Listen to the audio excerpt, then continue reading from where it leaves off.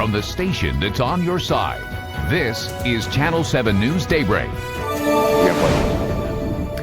All right, 6:23 is our time. Welcome back, everybody. Whether you've experienced a migraine or not, they can be debilitating. In fact, you probably don't know this, but 1 in every 5 women and 1 in every 15 men experience migraines. Joining us this morning with some helpful advice is Baptist Health Dr. Devin Ballard with Sherwood Family Medical Center. And Dr. Ballard, thanks for joining us. We were just talking about this in the break. If you haven't suffered one before, you maybe know someone who has, and they can describe how debilitating this can be. So let's talk a little bit about this morning. Just when it comes to migraines, is this something where the patients come in asking for help? Is it as common as those statistics in your office? Oh, you see it all the time. Okay. And there's a difference between like a migraine headache and tension headache, but migraines can be, you're out of commission. I mean, when you get a migraine, you're not working. You're not pushing through it. If you can get ahead of it medicine-wise, but other migraines are debilitating. I mean, they can take you out for anywhere from half a day to 2 to 3 days. Wow. Okay. What are the causes, and what do people need to keep in mind for that? So a lot of causes, the causes are hard to find. Sometimes you try to find what they call a trigger. And the common one you hear of are menstrual migraines. A lot of women with their hormonal surges can get migraines, and common to get once or twice, once a month, occasionally with ovulation.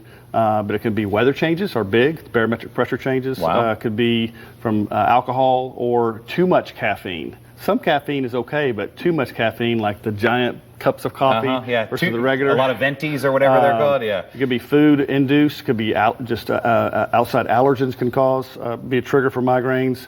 And then half the people, it's hard to find out because it'd be, think about MSG, aspartame, things, secondary derivatives in certain foods can be triggers. Let's talk about treatment options. What can people do? You mentioned some medications to try to get ahead of it, right? Correct. If you feel it coming on? Yep. Okay. So most people with migraines will get a prodrome. They get a feeling like I'm getting ready to have a headache. It could be a pressure, flashy lights, visual disturbance, and then you could take a medicine to kind of get ahead of it before it gets booming.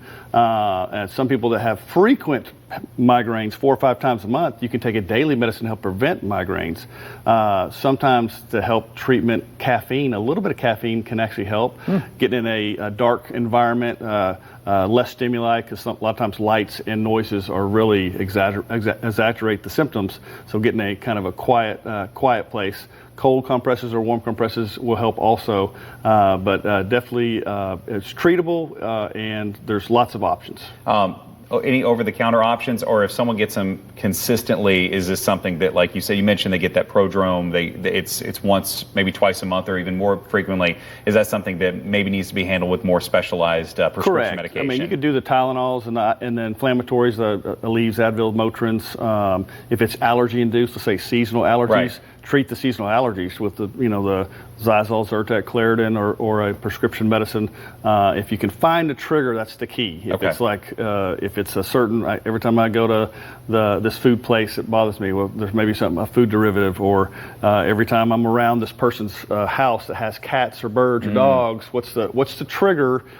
Finding the trigger is the key, but there's a modality of treatments that are available to help people get back in functional order. All right. Well, if you need to talk with your doctor, Dr. Ballard is a great place to start. He's at Sherwood Family Medical Clinic in North Little Rock. You can also contact any of the great Baptist healthcare specialists at the Baptist Health Healthline and Baptist-Health.com for more resources. Dr. Ballard, thanks again. We'll see you next time. Thank you.